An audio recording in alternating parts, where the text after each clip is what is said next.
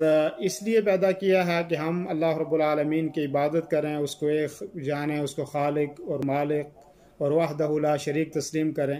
جیسے کہ اللہ رب العالمین نے قرآن کریم میں فرمایا وَمَا خَلَقْتُ الْجِنَّ وَالْإِنسَ إِلَّا لِيَعْبُدُونَ، کہ میں نے جنوں اور انسانوں کو صرف اپنی بندگی اور اپنی عبادت کے لیے پیدا کیا ہے. اور عبادت نام ہے ہر اس چیز کا کہ جس سے اللہ خوش ہو جائے، یعنی ہر وہ کام جس سے اللہ خوش ہو جائے یہی عبادت ہے.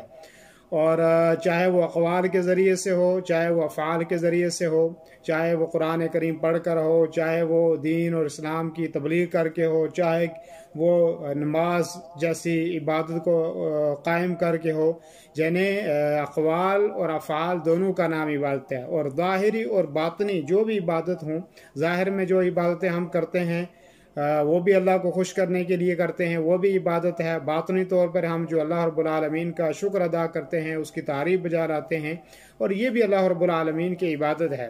تو کامیاب انسان وہ ہے جو کثرت سے اللہ رب العالمین کی عبادت کرے. اور عبادت کی بہت ساری اقسام ہیں جس کی طرف شریعت اسلامیہ نے ہماری رہنمائی کی. بے شمار قسم ہیں عبادت کی، لیکن ایک ایسی عبادت بھی ہے کہ جو بہت آسان ہے، جو حقیقت میں بہت آسان ہے، اور جس میں نہ مال خرچ کرنے کی ضرورت ہوتی ہے، اور نہ کوئی وقت اس کے اندر جو ہے وہ لگتا ہے، اور نہ کوئی بہت بڑی محنت کی اس کے اندر ضرورت ہوتی ہے.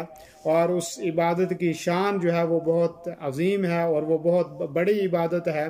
اور درجات کی بلندی کے لیے وہ بہت اہم ہے کہ اس کے کرنے سے درجات بلند ہوتے ہیں، اور گناہوں کو مٹانے کے لیے بھی وہ بہت اہم ہے.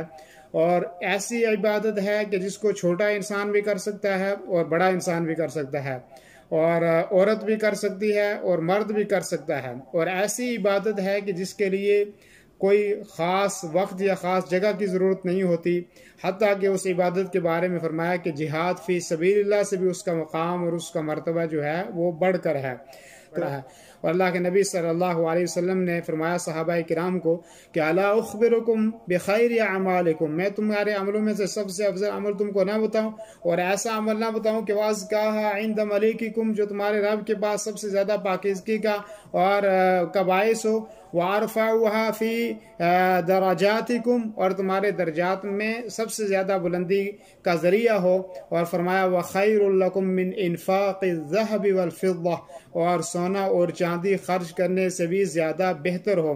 تو اللہ کے رسول صلی اللہ علیہ وسلم کے صحابہ نے فرمایا کہ کیوں نہیں اللہ کے رسول صلی اللہ علیہ وسلم ہمیں ضرور ایسا فضیلت والا اور ایسا مبارک عمل ہم بتائیں، تو اللہ ہمیں بتائیں. اللہ کے رسول صلی اللہ علیہ وسلم نے فرمایا ذکر اللہ عز وجل، اللہ رب العالمین کا ذکر. تو اللہ رب العالمین کا ذکر، اس کی بہت بڑی اہمیت ہے. جیسے کہ یہ حدیث امام احمد اپنے جو ہے مسند احمد کے اندر لائے ہیں، اور یہ صحیح حدیث ہے. تو یعنی یہ ذکر اللہ رب العالمین کا ایک ایسی عبادت ہے کہ جس میں محنت بھی نہیں کرنی پڑتی، مشقت بھی نہیں کرنی پڑتی. تو بہت عظیم عبادت ہے اللہ رب العالمین کا ذکر. اور ایک آدمی نبی کریم صلی اللہ علیہ وسلم کے پاس آتا ہے اور کہتا ہے کہ مجھے کوئی ایسا عمل بتائیں کہ جس کے کرنے کی وجہ سے میں جنت کے اندر داخل ہو جاؤں.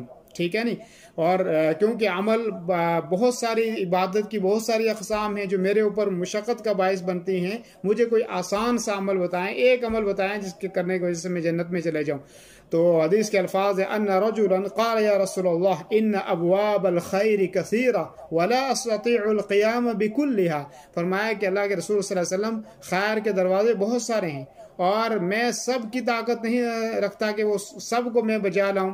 اور ایک روایت میں ہے کہ ان شرائع الاسلام قد کثرت علی وانا قد کبرت.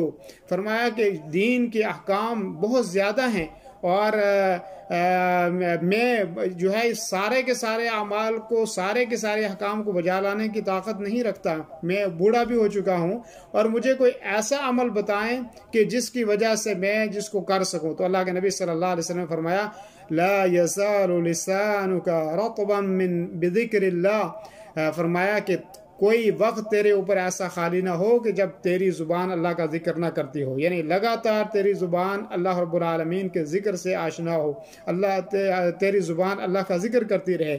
تو یہ ایک ایسا عمل ہے کہ اگر اللہ رب العالمین کا ذکر آدمی کرتا رہے، اللہ رب العالمین کو یاد کرتا رہے، تو یہ عظیم عمل ہے، سب سے بڑا عمل ہے یہ۔